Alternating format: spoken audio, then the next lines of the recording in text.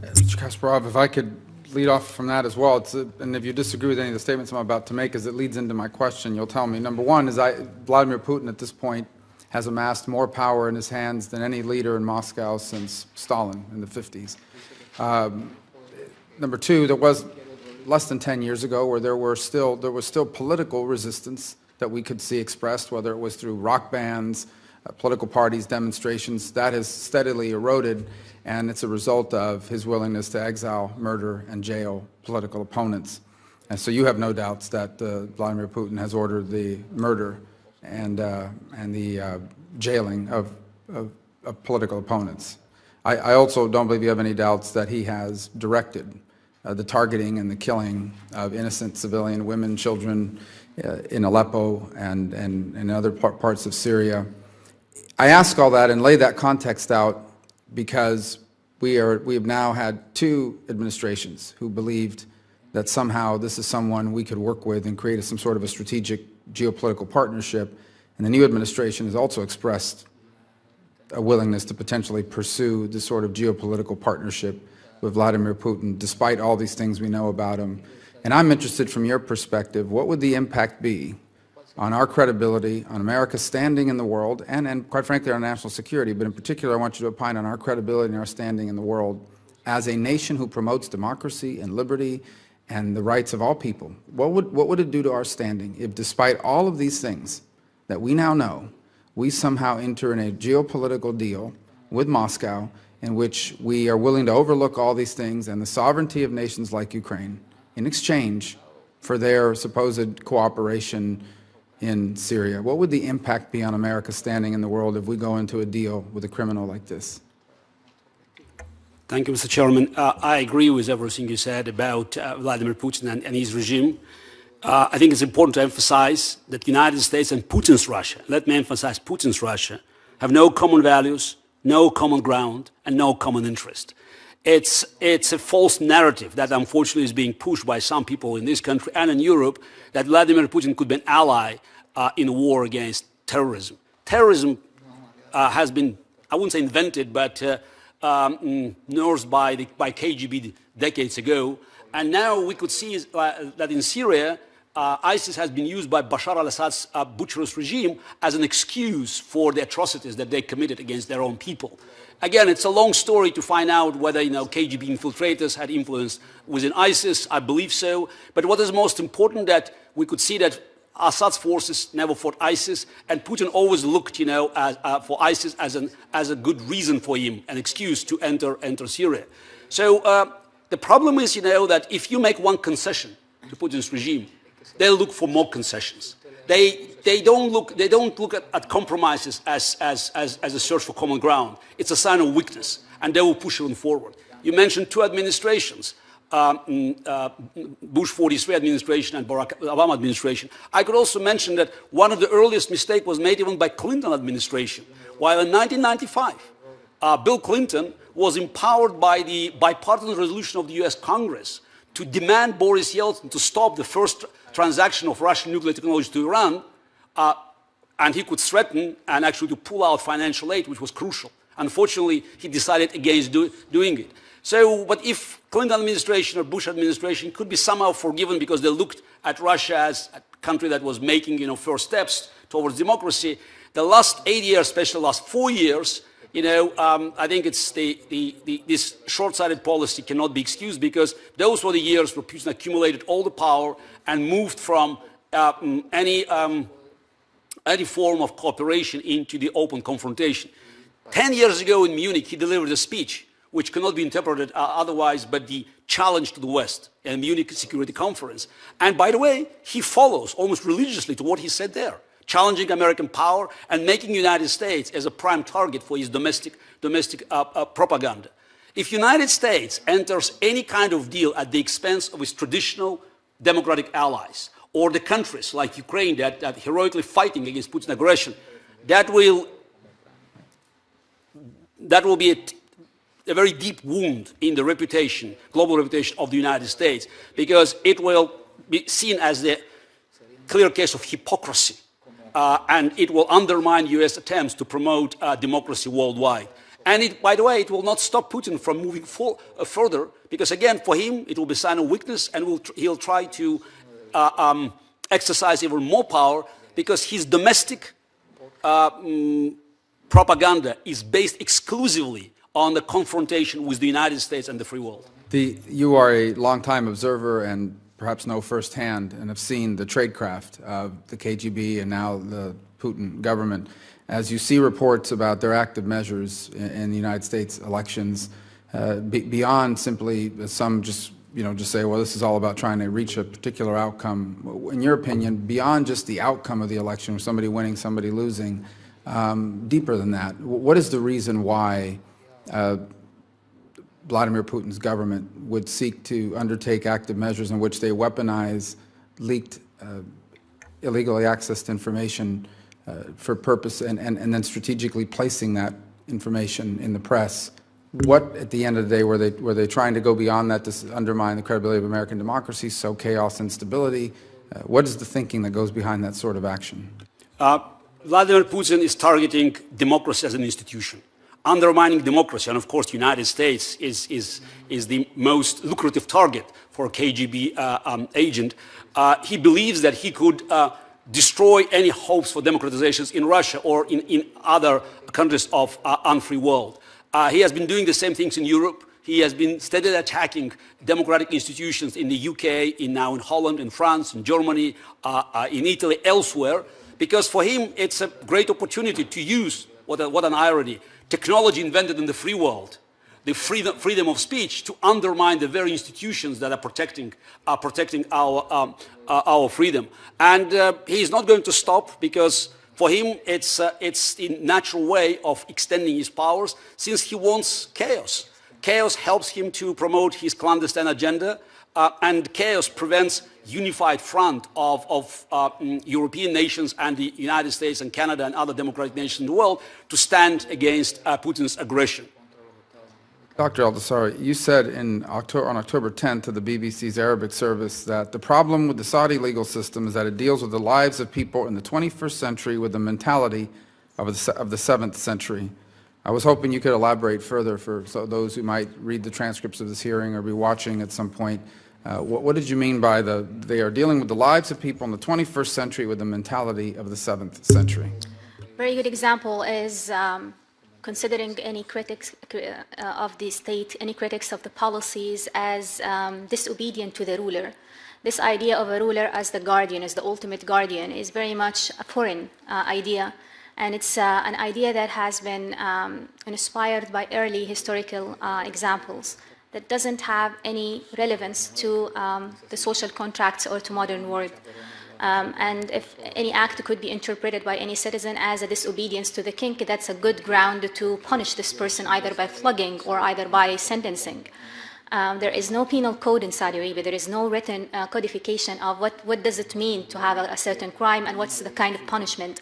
As I've just mentioned, the ta'zir, which is the authority given to judges by certain Islamic schools of thoughts to decide on punishments according to their own whim, is something that is threatening for the due process. Often when Saudi Arabia is challenged by the international community and asking for rationale or justification for the punishments enforced on activists, they bring forth the idea of the due process. We're having courts, we're having lawyers, we're having trials, but the whole philosophy of what is a criminal act is absent.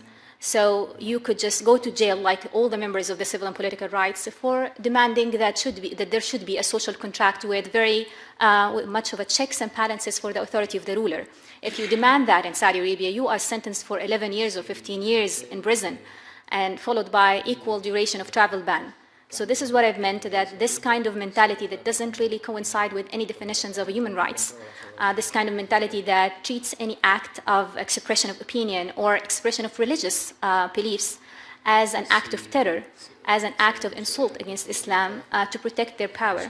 Basically, the religious institutions and the legal institutions are there to protect the status quo rather than to implement justice.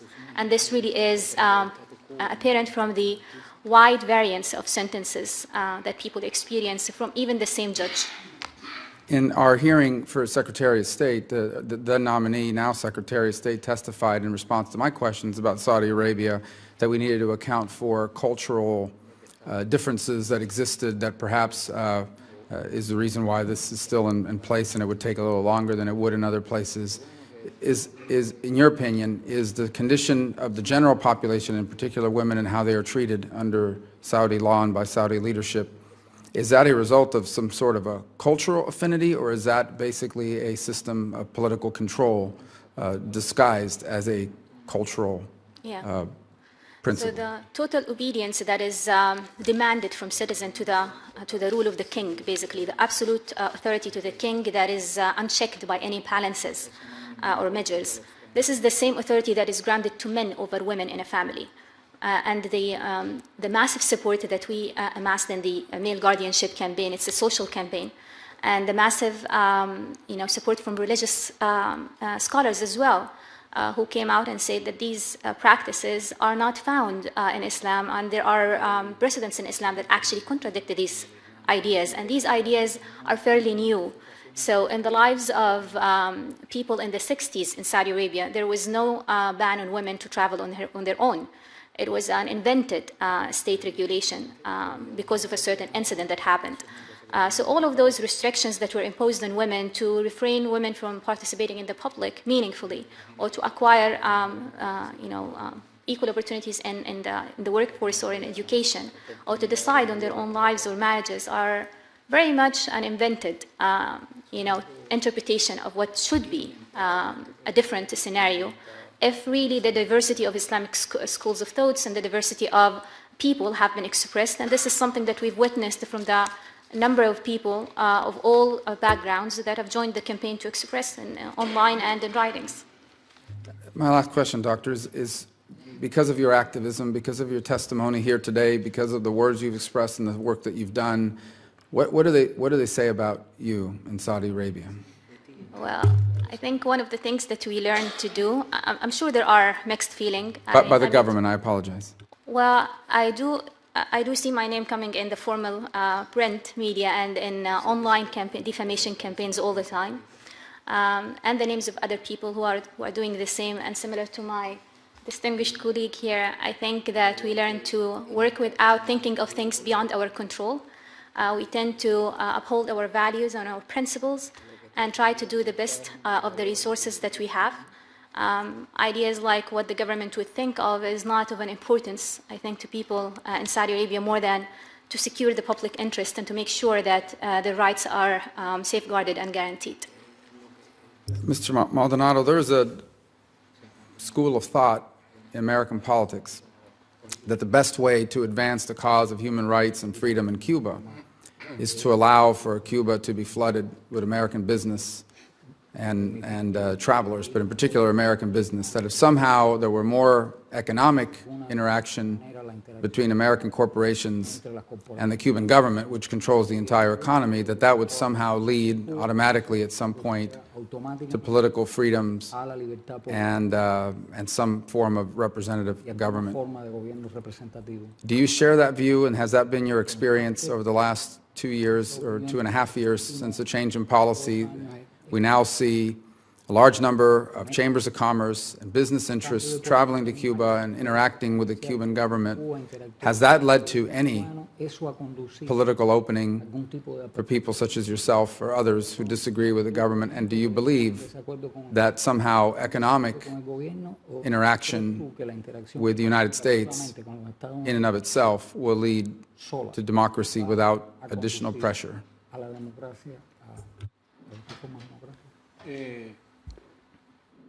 El micrófono, the microphone. Esto va a tener que ver si los Estados Unidos pone requisitos para pagarle a sus propios trabajadores. This will have some impact if the United States could demand that they could pay their own workers in their U.S. companies. Si no va a pasar como ha pasado durante este tiempo, que distintas compañías han tenido el de intermediario, al Estado. Otherwise, it would be more of the same as other foreign companies in Cuba have experienced during long years. in which the state is like a middleman between the company and the Cuban workers. A que solamente el gobierno le paga el equivalente de 2 horas de trabajo en los Estados Unidos, que sería en un mes de trabajo para un cubano serían $20, $25, $30 a veces, si es médico. So the Cuban government is paying their workers $20, $25, $30 a month for doctors and workers in Cuba, which is earned by an American worker in a couple of hours. But so in the fundamental question that people continue to pose is that we should somehow separate the political opening from the economic debate. Is it your view that we need to be doing more to empower civil society, create obviously attention to the cause, such as people such as yourself, that in essence if we could focus on the political and the freedom, that would then create a free Cuban people who could decide an economic model for themselves and for their country?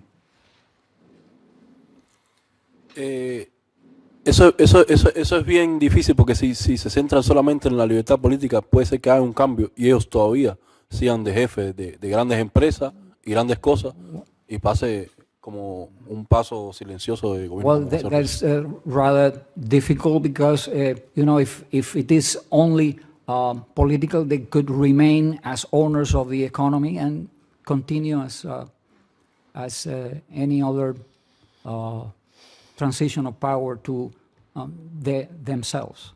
It is fair to say that the Cuban government, across its holding companies, controlled by sometimes military figures in the government, basically control the vast and overwhelming majority of the Cuban economy. ¿Tienen en sus manos la mayor parte de la economía cubana? ¿Sería justo decir eso? Por supuesto que sí. Yes. Incluso americanos saben el costo también de querer abrir una empresa como cualquiera, o sea, Alan Gross, o sea, secuestrado. American citizens know the cost of opening some sort of business in Cuba. Mr. Alan Gross is an example. O sea, debieran poner requisitos que custodien los derechos de los americanos que vayan a invertir, cubano-americanos o lo que sea, que respeten su política de empresa, ¿no? De marca. There should be requirements to the Cuban government that Americans investing in Cuba should be respected. Their policies should be respected to do their business, to conduct their business with all their rights. Quizás eso sea otra vía de alcanzar la libertad. Maybe that would be another way to reach freedom. The resistance in Cuba, the people like yourself who are not just demonstrating against the oppression and the tyranny, but also who aspire for a freer, more democratic Cuba where people are represented. When this opening happened with Cuba, that included all the celebrations that we saw about it, yet we saw such little mention of the plight of those such as yourself and others, what impact did that have on the psychology, the morale of those such as yourself who are still suffering? Que siguen sufriendo esta vicisitud. Imagínate, es que si siguen abriendo empresas, pero si no siguen pagando, si yo sigo siendo intermediario, como te volví al principio, no hacemos nada, ¿entiendes? Seguimos secuestrados, es lo mismo. Businesses continue to open, but there is still that middleman that will distribute the profits and will pay the Cuban workers a very small salaries and keep the profit for themselves. So the bottom line is what American business interests need to know is that an economic opening to Cuba is not necessarily an economic opening with the Cuban people. It is an economic opening to do business with the Cuban government, who then uses it as an additional form of control over the Cuban people. Exactamente. Exactly. Exactamente. My last question is, since the opening of the U.S. Embassy, or designation of the once consulate to embassy, have the personnel there, including the charge d'affaires and others in charge of that facility, been supportive of you, reached out to you, interacted with you? Bueno, algunas veces llaman por teléfono. Sometimes we're called by phone. Sí. Y fue interesante porque fui invitado a la celebración del 4 de julio I was invited to the 4th of July y era el único artista disidente que había ahí, entonces los demás. celebration, and I was the only decent artist on venue. And have you ever, over the last 2 or 3 years, as several of our colleagues have visited Cuba, congressmen, senators, have you ever had any member of Congress visit you? Senadores, ¿alguna de esas te han invitado a hablar con ellos? No, pero sí a mis colegas, otros disidentes, cuando vino Obama, que fue bien importante, fue el único presidente que se reunió. Not to me, but certainly when President Obama visited Cuba, he met several other dissidents, which was a very important action by him. After the president visited Cuba and left, Después del que el presidente visitara what was the government, the Castro government's reaction to the people who met with him? Did you notice a change in their behavior after he left? Did they become more repressive after the fact? menos represión, ¿ha notado algún cambio? Incrementado la represión. No, repression has been increased. Pero significa que las personas están queriendo más coger el derecho. My last question. Mi última pregunta. Since December of 2014, when this opening with Cuba was announced, has repression in Cuba increased or decreased? 17 de 2014, say that again, please. Since December of 2014, since December of 2014, when the opening was announced to Cuba from the U.S. government, has repression in Cuba increased or decreased? ¿La represión en Cuba ha aumentado o disminuido? Ha aumentado porque las personas quieren que It coger has más. increased because there is also more activism. Mr.